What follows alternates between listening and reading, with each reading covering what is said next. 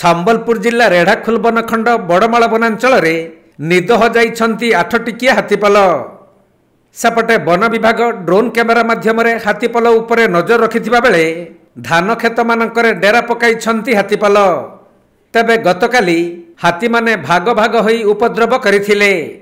ହେଲେ ଆଜି ପୁଣି ସଂଘବଦ୍ଧ ହୋଇ ମୁଚିବାହାଲ ସୋନପୁର ପୂର୍ତ୍ତ ରାସ୍ତାର ରେଙ୍ଗାଲି ନିକଟରେ ରାସ୍ତା ପାରି ହେଉଥିବା ଦେଖିବାକୁ ମିଳିଥିଲା। ସେପଟେ ଚଳିତ ବର୍ଷ ରେଢ଼ାଖୋଲ ବନଖଣ୍ଡରେ ହାତୀ ଉପଦ୍ରବ ଗତ ବର୍ଷଠାରୁ କିଛି ମାତ୍ରାରେ କମ୍ ରହିଛି।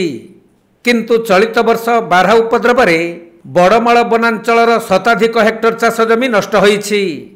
ତେବେ କିଛି ଦିନର ନୀରବତା ପରେ ବର୍ତ୍ତମାନ ଅମଳକ୍ଷମ ଧାନ କ୍ଷେତରେ ହାତୀପଲ ନଜର ପକାଇଥିବା ବେଳେ ବନ ବିଭାଗ ତୁରନ୍ତ ହାତୀ ଘଉଡ଼ାଇବା ପାଇଁ ପଦକ୍ଷେପ ନେବାକୁ ଚାଷୀମାନେ ଦାବି କରୁଛନ୍ତି।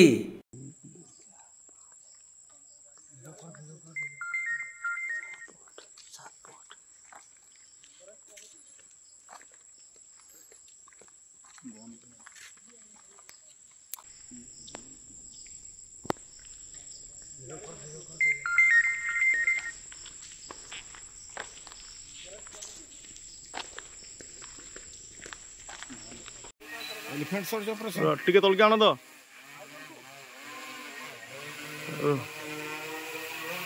ऊपर के उठा